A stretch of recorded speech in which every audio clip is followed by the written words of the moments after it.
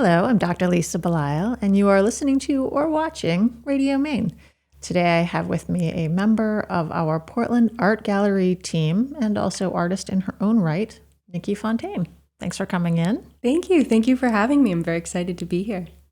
Nikki, I love all of the different things you have done in your life.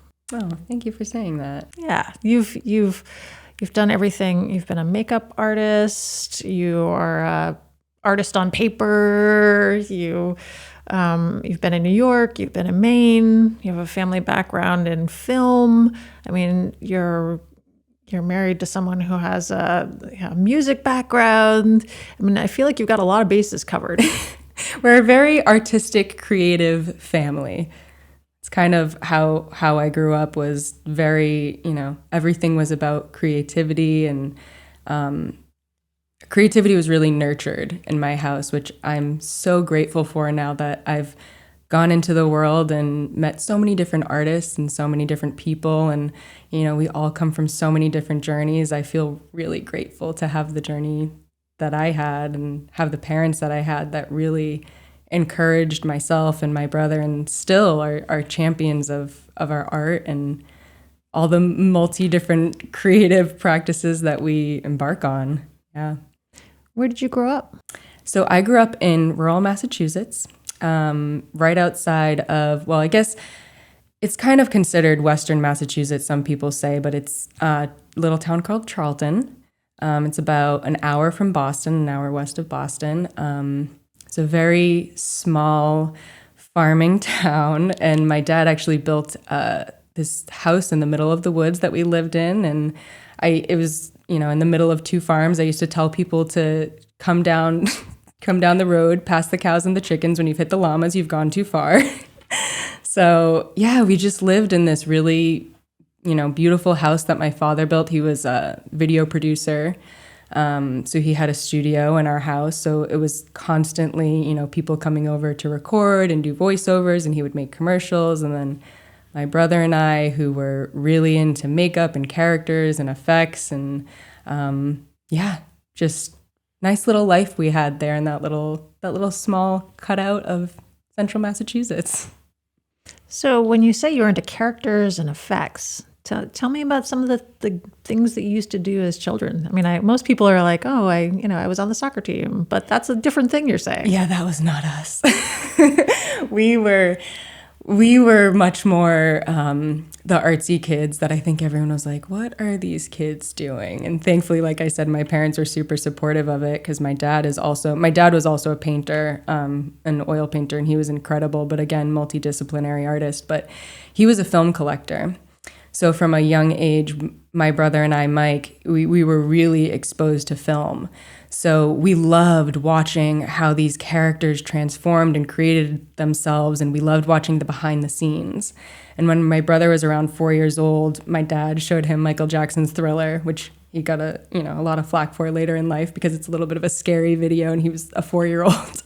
But Mike loved it, and he just constantly wanted to make himself up into these monsters. And I was really enthralled by, Lauren Bacall and Marilyn Monroe and Audrey Hepburn and all of these beautiful women that I would see in my dad's films, and how they would make themselves up and make themselves into these amazing characters.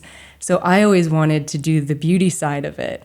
So, we had makeup and costumes and clothes all over our house constantly, and I would always be making the beautiful side of things, and my brother would be making the monsters, and then we would put on these little skits and movies, and my father would film it, and we would edit it, and that's kind of where it all started.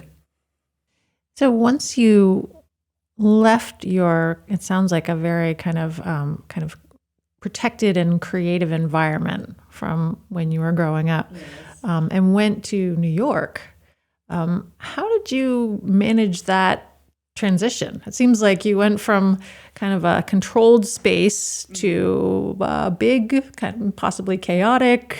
What was that like? New York is a beast. It's actually really funny.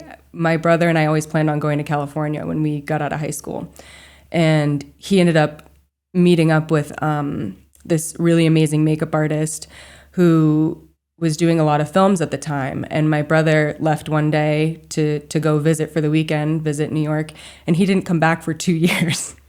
So he was out there, and I would constantly go out there and visit him, and he would be working on these films and these commercials, and every now and again he'd say, we need a beauty makeup artist. Why don't you come on set and do this? So I would kind of travel back and forth, and at that time my parents had moved to Florida, and I was living by myself in Massachusetts, and it got to the point where it didn't really make sense for me to be in Massachusetts anymore.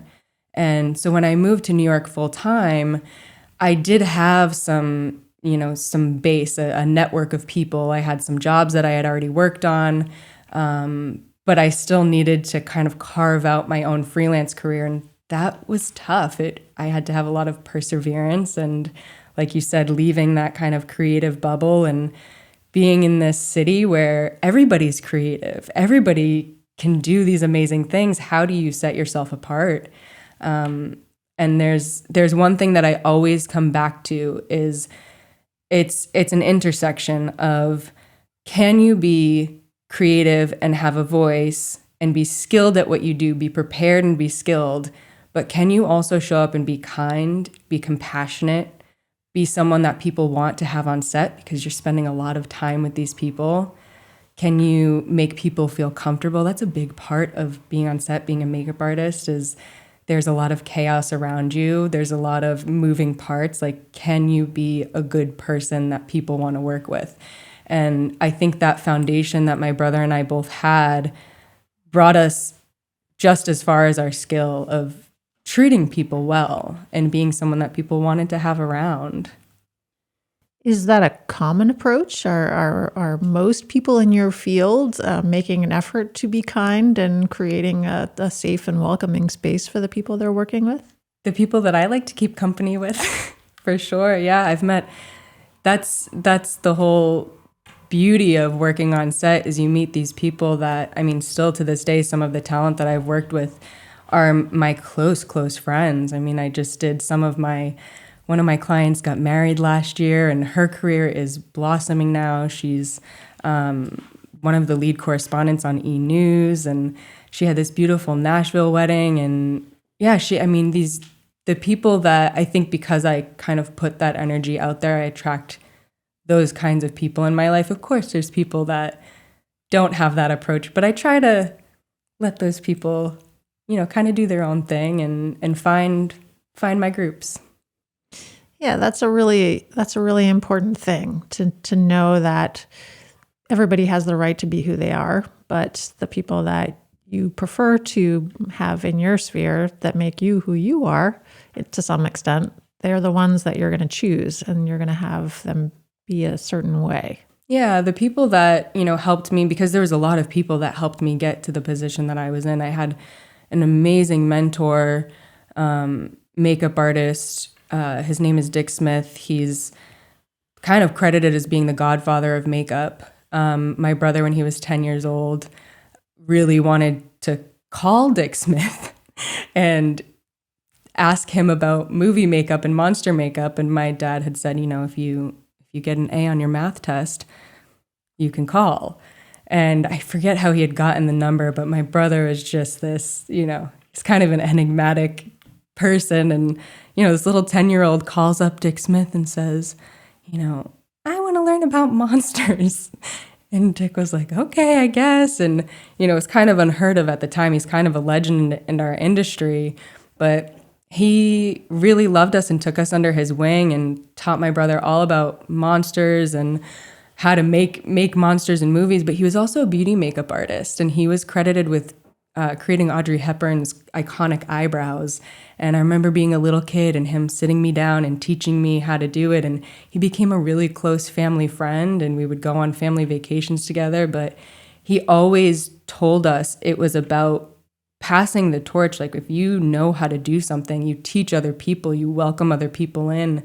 And between him and then Mike Marino, who's the owner of Prosthetic Renaissance in New York City, he was another one that still is like a brother to me. He took Mike and I under his wing and really gave us the opportunity to work on these bigger jobs and took us in and just all of these people that I've had along the way that have been kind and compassionate and champions of my art and my creativity. And I've been really fortunate to find that. And I try to also, live that way and do that and think about, the other people that I'm around, and am I putting out that kind of kindness as well? So as you're talking, I'm thinking, like every kind of art, there's so much about being a makeup artist that I really have never been exposed to. So what you're saying is that beauty makeup and being a beauty makeup artist is sort of one part of the field. Sounds like maybe, I don't know, monsters effects. Is that special effects? Special yes. effects, that's another very specific place. What are other types of specialties within makeup? Well, I think it can be very nuanced, or it can be, I think those are kind of the two main categories of, are you doing beauty? Are you doing glam? Are you doing editorial? Are you doing TV? The things that my brother does are more prosthetic makeup. Like he just finished filming Batman. He did the Penguin. He was in London during quarantine, which was interesting. He had to quarantine in London. But the things that I did were, more beauty centralized. And I was doing a lot of daytime TV. I was the makeup department head of a television show. So I would get the hosts ready, and which was also wonderful and really fun to have that relationship with someone of you're getting them ready every day before they go on camera. And then the other thing that I really loved that I did in New York was working on this show called Style Code Live through Amazon Studios. And it gave me an opportunity because I would go do on-air segments every week, and I would create a beauty look and a beauty trend.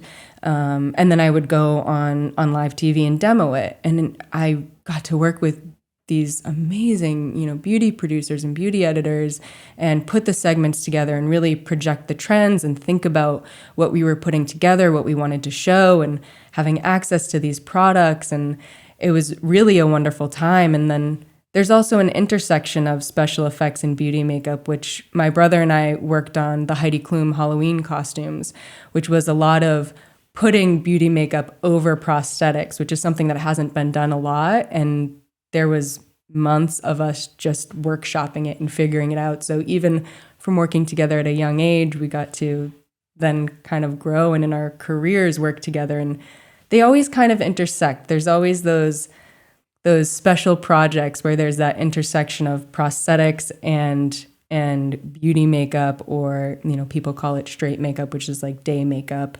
It's not glam. It's just making people look camera ready. So, yeah. Do you feel like there's been more of a call for the work that you have done in the past? Because we've gone to this very Zoom forward world where everybody seems to be on camera a lot of the time. Yeah, that's actually a really great question. I haven't thought much about that. I know, when Instagram came out and people were really into doing the beauty looks and YouTube and watching the beauty makeup, and that's to answer your previous question, that's a whole different kind of makeup too. That's very glam and very put on and character centric. I know there was a shift then, but it's interesting. The pandemic kind of stopped our whole industry because, film shut down, production shut down. The show I was working on shut down, which is what brought us to Maine. We said, okay, well, let's, go hang out in Damariscotta for a little bit and just let this blow over for a few weeks. Little do we know, 2 years later, we now live in Portland. So yeah, it's interesting. I haven't noticed so much of people being interested in beauty makeup for Zoom, but that might be a good business idea. Well, I think you're right. I think a lot of people thought, oh, well, this is just temporary and, I'm going to go back to my office at some point. It doesn't really matter. But even as I'm working with patients, for example, and I'm doing Zoom visits, I'm very aware of my lighting because not that I care about necessarily looking fabulous, but I want them to be able to see my mouth so that they can, read what I'm saying. I want them to the interaction actually is more driven by the camera. Right. So I wonder if people are doing more teaching or they're doing more conferences online. if this will become something that could bubble up. Yeah, I actually really love that point of view. And it's interesting hearing you say, I want them to see me and see my face and see, my mouth moving. That's when we're on set. That's really what we're striving for with the makeup. It's one, yes, how do we make this character look beautiful, but also, you have to adjust for the monitors and for the lighting. And part of being on set is babysitting a monitor and making sure that these characteristics of the character that you've created are being picked up and that, things aren't really out of place. And it's interesting. I've never really thought of it that way, of translating to Zoom. And I kind of love that idea. Well, maybe you and I have a new business opportunity together that we can start talking about after we get off the podcast. Maybe. Yeah. I mean, I think what you're describing is really fascinating to me because I know, for having worked on, a radio show, podcast, televised work, that there's a lot that goes into it. I mean, there's the clothes that you can wear, the patterns, the colors, there's how your expressions come across. There's, you and I were talking about Zoom conversations and not talking over one another. And I think that many people don't really quite understand kind of the level of thought that goes into creating something, particularly that's commercial, let's just say. Yeah, absolutely. It's really nice to hear that, to be honest, because us, creatives that have been working on set and have been working on films and commercials and editorial, there's so much behind the scenes that people don't see. They see that, forward-facing image. And I think you're right. I think people are starting to get a taste of what all of that background is that has to go into it to make the show go on. So yeah, it's a great point, and it makes me really happy to hear that that people are recognizing. Yeah, no, I think, and even just hearing what you're talking about with regard to the different types of looks that you want people to have, a daytime look that's different than, an evening glam, red carpet look. And the idea that you really have to be flexible and you have to have a skill set that enables you to say, okay, well, I need their eyebrows to look this way during this time. Their lips need to look this way during this time. I mean, that is an entire art form as you're describing it. Yeah, absolutely. And that's one of the things that's amazing is working with, whether it's an actor or a talent, and you have such an important part of helping them put on that character. Even if they're, a host of a show and going to play themselves, they're still playing a version of themselves, and you're helping them put on that armor so that they can go out there and face all the cameras and face all the lights and face all the people that have expectations of them. It's a really special career and job. And it was sad during the pandemic when it all kind of ended, but it also created, I think, a lot of more opportunities. Well, it sounds like in your case, it created a really interesting opportunity that you got to come back to Maine and be where your husband's family was originally from in Damariscotta. Yeah. And experience something that you hadn't experienced before, which is coastal Maine. Oh my God. And is there anything more magical than coastal Maine? I mean, it was really like coming back to this very healing land, this really beautiful place. And my mother-in-law is just an angel and let us stay with her. And while we were figuring out if we were going to keep our apartment in New York and what we were going to do, and it was a chaotic time. It was definitely a time of reflection and figuring a lot of things out. My husband was still building his business at the time. He had just opened this music consulting business, and he was consulting with music technology startups, and now everything was over Zoom. He wasn't in New York anymore. When he was in New York, he would just go to Universal Studio, go to Sony Studio and talk to people. Now everything was over Zoom, and he's sitting in his, childhood bedroom, Zooming with, these people from Sony and trying to figure it out. And, I was also in his childhood bedroom with this little desk, trying to paint, I took every class that I could at the Art Students League of New York, who, thank God for technology, went virtual, and they had Zoom classes, and I had this time on my hands, and I figured I'm just going to go for it. I've always loved art, it was always something that even when I was in New York, I would bring my sketch pad on set and I would draw, and people would come over and say, what are you working on? What are you doing? Because there's a lot of downtime on set, and people would take interest in it. And I loved hearing what they saw and what they thought when they looked at my work. And I took that little voice that I had inside me, and that little thing of like, I really enjoy this and I really like this, and I want to turn this into an opportunity, not just something where, it's we had to leave New York and we had to do all these things. Like, I really like to look at things in terms of, but what's the benefit of it? What's the silver lining? What's the thing we can take away from this that helps build our character? Because in tough situations, that's what it does. So yeah, at one point I was taking 6 art classes a week. I was helping my mother-in-law build an Airbnb on her property. We were just trying to figure it out, and living in Damariscotta, which was a town of, I think the population is like 2,000 people. I would walk through town with my little dog, and my mother-in-law would be like, "Oh, so-and-so saw you in town today." And I'm like, how do they know I'm here? She's like, "Honey, there's 10 people downtown." So it was very different than being in New York and being in this crowd. And, right before I left New York, I was working on some pretty large projects. I had just done a job with Jane Fonda at the Plaza Hotel. And then I had done a birthday party for one of the Clintons. And the next week I was in my sister-in-law's bedroom waking up and saying, do I live here now in Damariscotta? But it also, like I said, it was very healing. There was no eyes on me. There was no pressure on me. It was like, what do you want to do at this time? And yeah, I tried to really focus on that and build something from it, which, yeah, I think it kind of turned out pretty well. So I'm really enjoying hearing you say this, because this is something that intersects with something that I think a lot about, which is this idea of the growth mindset, where you're looking at something like, okay, so this doesn't feel great, but it really could be something that could lead to something else. Yeah. So for you use this, which it sounds like it really was very traumatic and displacing and difficult, but you said, okay, all right, I'm gonna move into the next thing and use this as a chance to grow in a way that maybe I wouldn't have had the opportunity to do before. That's perfectly put. That's exactly it. And isn't that just what life is? Like, we go through these journeys. We have some say in it. We get to direct some of it, but sometimes things happen that are out of our control.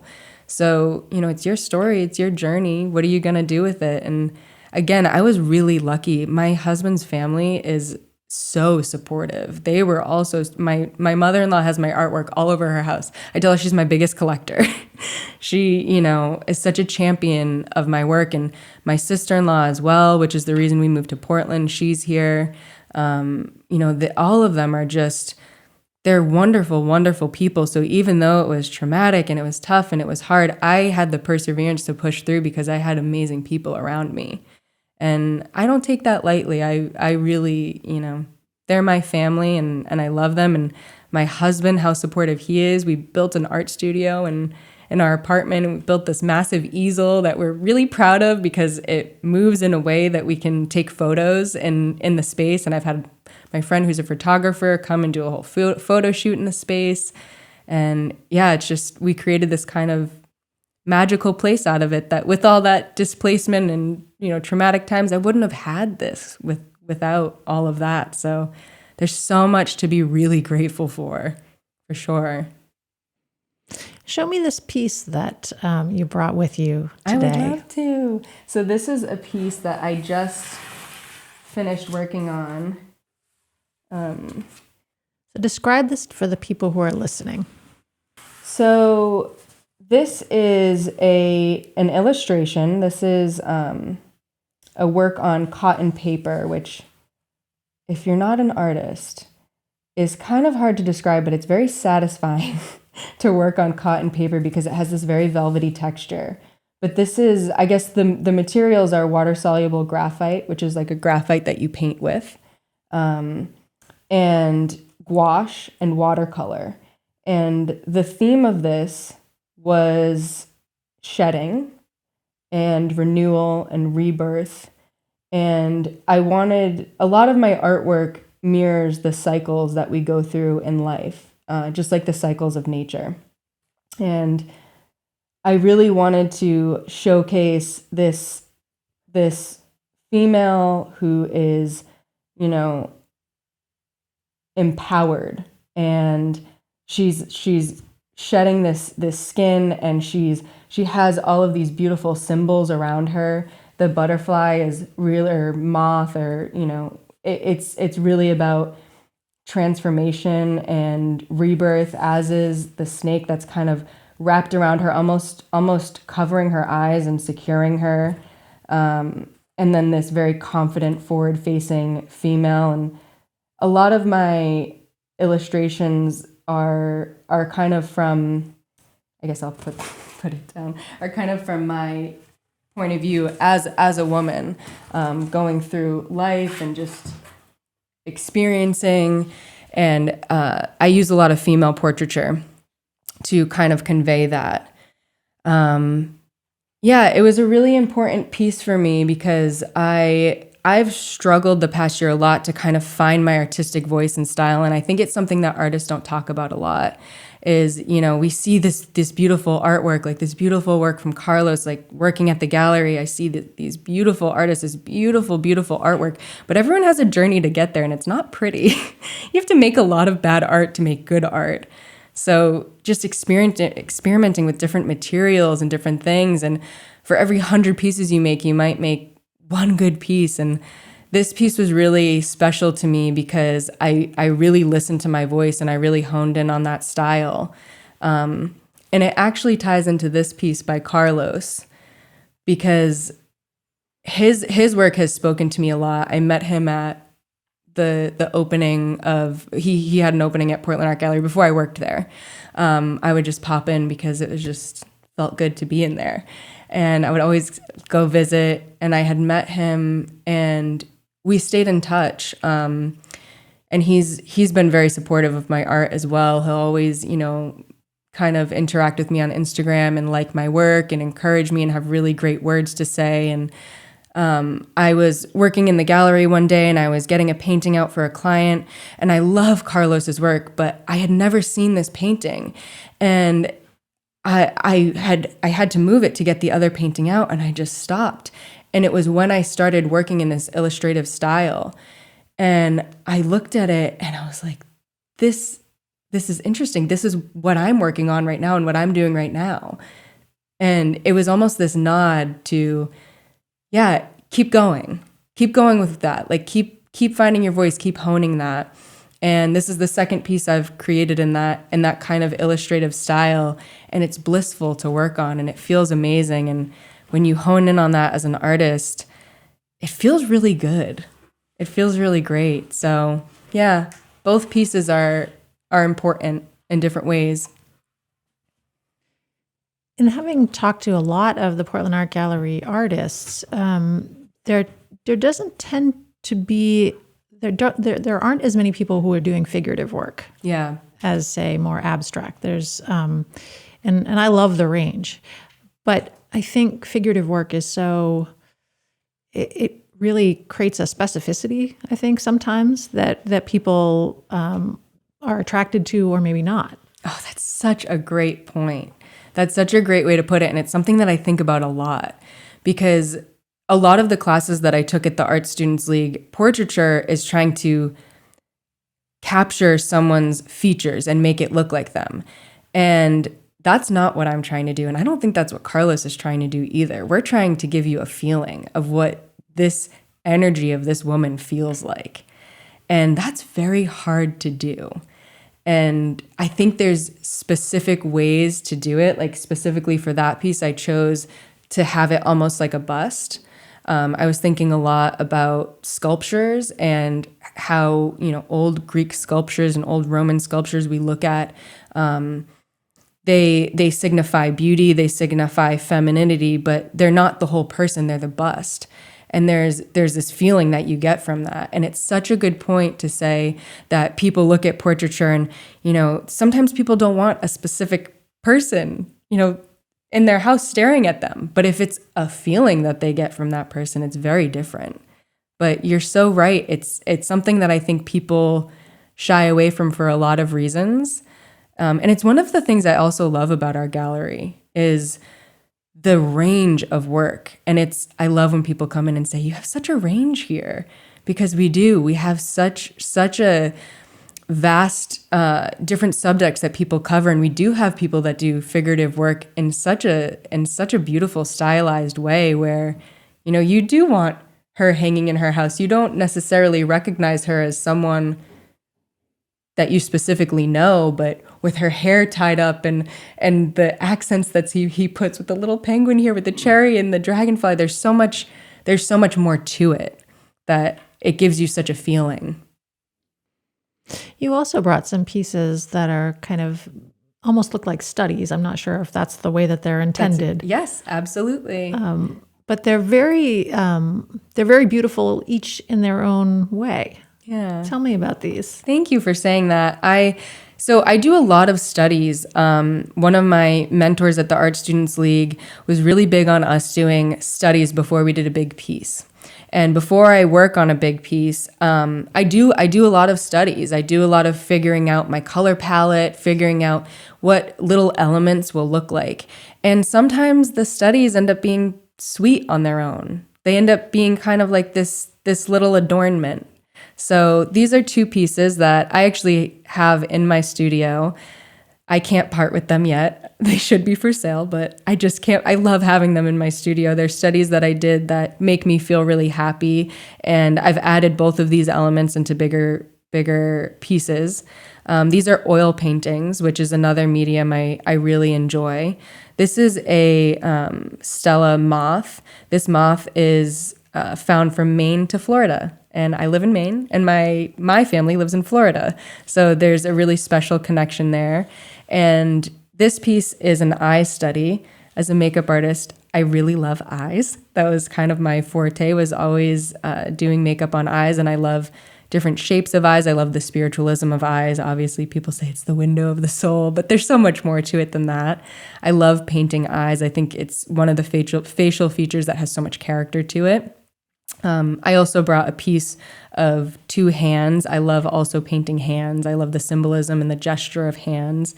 So yeah, I love that you picked up that they're studies. Well, if you ever decide to part with the Florida Maine moth, it's quite beautiful. I don't think you'll have any difficulty with somebody wanting that for their home, because it's very sweet, and it's also it's a very powerful piece of art, even though it's small. Yeah, it is. It's a little, I think this is 4x4, so it's tiny. I love these little decorative pieces because you can kind of just like pop them on your desk or pop them on your wall. And like you said, it's powerful. You kind of get that feeling from it. And the color palette of it was important as well. So, yeah. I think, I'm really struck by, in talking to you, that you have both a kind of an overview and also an attention to detail. And I think that's so interesting, because many people, they're very good at the larger picture, and other people are very good at the smaller. But to be able to integrate both of those is unusual, I think. Wow. I don't know if anyone's ever said that to me, and it's actually raining very true. I think we were talking before this, I'm an Aquarius, and I think Aquarius can run the gamut. We're like kind of creative and all over the place, but I do have this very meticulous side of me. And there's three words that I always use to describe my art: is methodical, intuitive, and flowing. And those words don't really seem to go with each other, but I think it ties into what you're saying of like looking at the bigger picture and then kind of diving in and looking at the details as well. And yeah, that is definitely part of my view as an artist, for sure. When you're working at the gallery, do you feel like you are able to help artists represent themselves more effectively based on the work that you've done in helping people on set, for example, represent themselves more effectively? Yeah, it has been so amazing to learn about the business of art. And our team works so hard and we care so much about our artists. And I definitely think being an artist, being on set, working with many different personalities, managing people's expectations, again, like I said, being kind of like a calm force, because with art, you can't really sell it. It's a feeling that people get when they see it. And a lot of the times it's empowering people to go with that feeling. And there's something so special about that. I love that part of working at the gallery. I love talking to the artists. I love hearing their process because I understand the technicality of it. So when I'm talking to a potential collector and they're asking questions, I love being the representative for that artist and saying, absolutely, you're right. Like this is actually the process they did. And, I just spoke to so-and-so and this is the feeling that they had behind it. And this is why they created this piece. And it's such a special connection to be that kind of go-between between the artist and the buyer. And it's amazing when that artist's work sells and you say to the artist, congratulations, you made a sale. And they're like, oh my God, like I get so many messages like, you made my day. This made me so happy. And then the collectors, when they take it home, like I always say, do you have a spot for this? And they'll say, yeah, I get these amazing stories of their family and where they're putting it and why they're putting it there. And there's this, art is emotional. It's this feeling, it's this connection. It's such an honor to be in that position, to kind of be that go-between. Well, it's making me happy just listening to you talk. So, truly, I agree with everything that you're saying. And I think that one of the best things about having you and people like you on the radio show is this sense of kind of found joy that, that there's something deeply connective about art. And it's something that we don't always have a chance to access in our workaday lives. So the fact that you are working in a place that so clearly represents how you feel in your own life, I think that makes me very happy. Oh, thank you for saying that. I'm really happy that I even stumbled upon Portland Art Gallery on a walk one day and met Emma McCold, who, funny enough, Helen Lewis's show was up and told me, we have a podcast. You should take a listen to it. And as I was walking up back the hill to my house, I popped it on and I heard you talking to Helen and her story. Oh my God, it just really got my heart. And I was like, wow, there's an artist community here. There's these people here. And one of our family friends, Stu Henderson, is also represented by the gallery. So I went to his opening and, really got to meet and become friendly with some of the artists. And it's just been a really great, pleasant surprise in Portland to have this space and have this community. And yeah, I'm really happy to be there. Well, I'm glad that you were willing to come out and have a conversation with me today. It's really wonderful to spend time with you, and I love your art. Well, thank you so much. Really, it's so wonderful, and to know that this is something that has emerged out of a time that it could have been really a dark time. But it's kind of like the butterfly imagery, that you once were something and now you're continuing to emerge into something else. So congratulations on making that possible for yourself. Thank you so much for saying that. And thank you for having me. This has been wonderful. And yeah, I appreciate it. You can meet Nikki Fontaine, an artist and also a member of our wonderful Portland Art Gallery team at the Portland Art Gallery. I encourage you to come to one of our openings, to meet her just by stopping by or give her a call. I'm sure she would have a wonderful conversation with you. She is clearly somebody that we are fortunate to have affiliated with the Portland Art Gallery. I'm Dr. Lisa Belisle, and you have been listening to or watching Radio Maine. Thank you for coming in today. Thank you.